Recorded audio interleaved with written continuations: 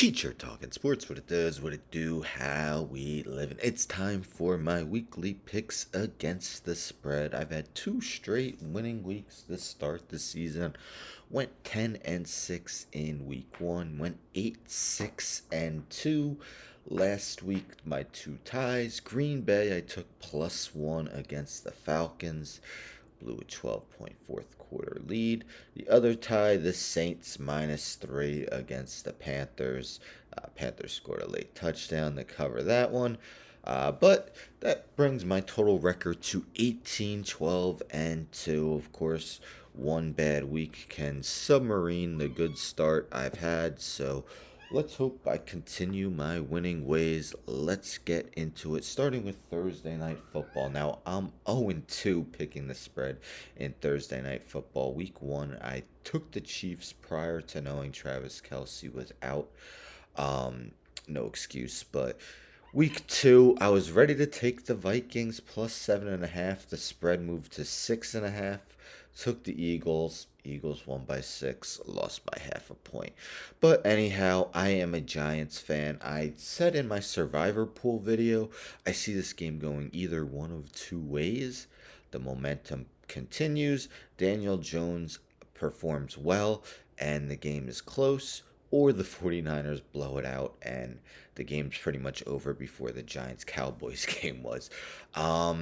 So I'm leaning towards the latter happening. The 49ers easily taking care of business against my Giants. Again, hope I'm wrong, but Saquon Barkley will be out and Andrew Thomas will be out, which means Nick Bosa and that defense shall be licking their lips for sure.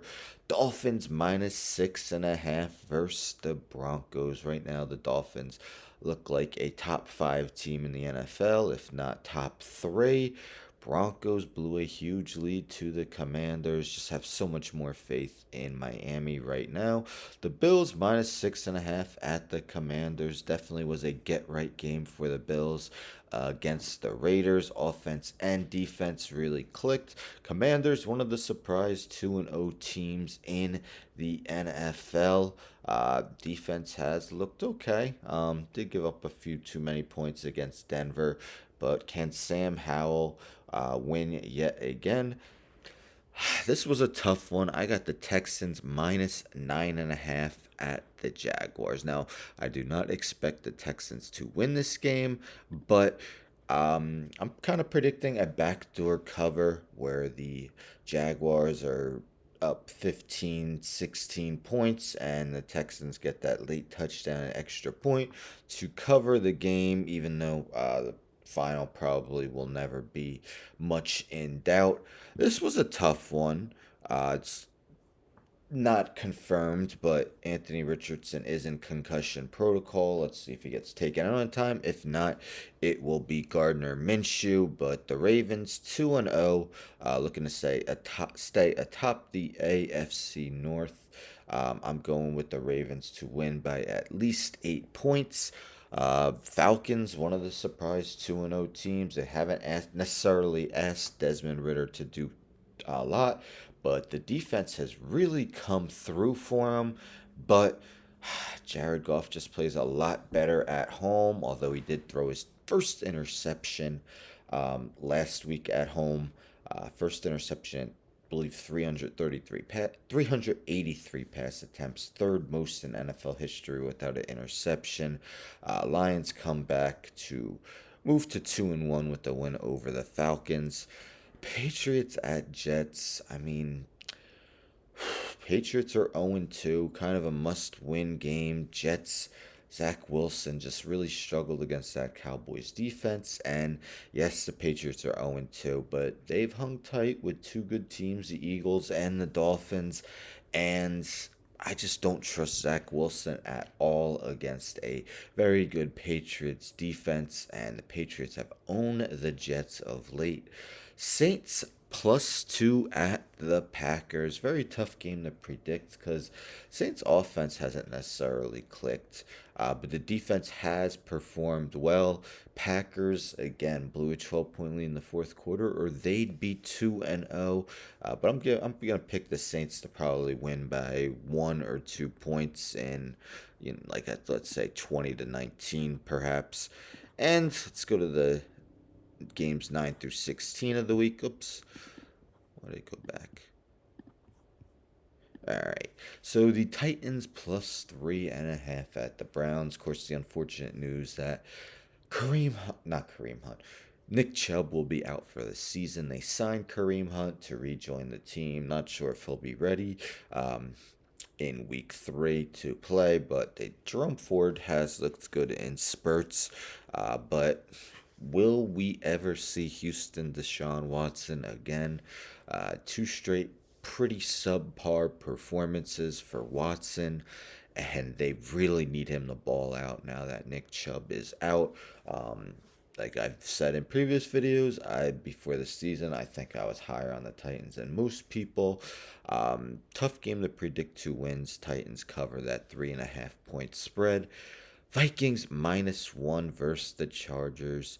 Two 0-2 teams, two of the bigger disappointments in the NFL so far in this young season. I'm going the Vikings to beat the Chargers. I don't know. I can't trust the Chargers anymore.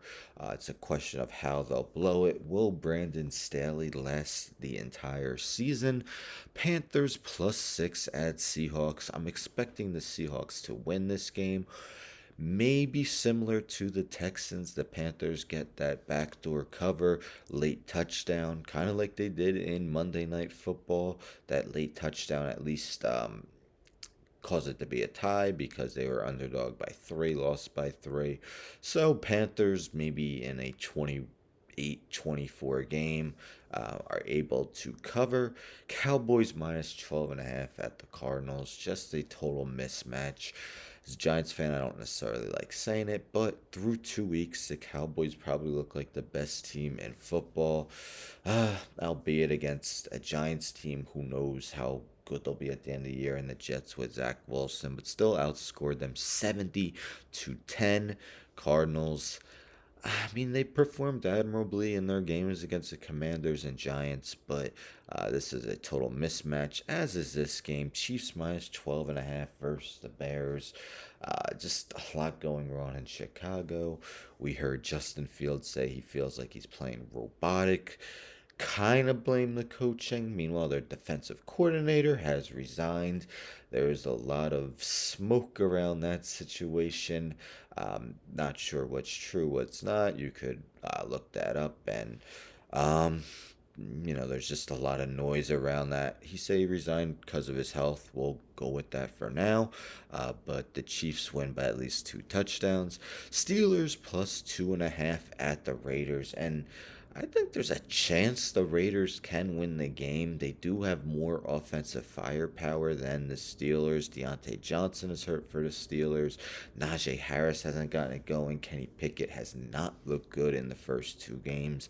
But I just think the Steelers' defense is quite a bit better than the Raiders, and they win by 3. Eagles -5 at the Buccaneers. Buccaneers, one of the surprise 2-0 teams in the NFL. Eagles are 2-0 as well, but their offense hasn't quite clicked yet against the Patriots. And who they play in week 2? The Eagles played. Why can't I remember? Oh, the Vikings, Thursday Night Football. Hasn't necessarily fully clicked. Buccaneers have a pretty good defense. We'll see if it happens, but I predict them to win by at least 6 or 7.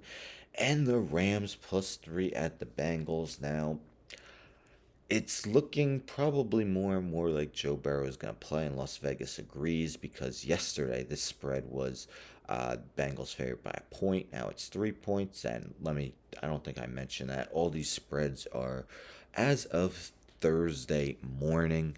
But even if Burrow plays a bad calf against Aaron Donald, well, the Puka Nakua, Um, just absolute domination continue for the Rams. I got the Rams covering that 3-point spread. So there are my week 3 picks against the spread. Let's hope I go 3 for 3 in having winning weeks. And it continues through the season. Never easy to pick games against the spread.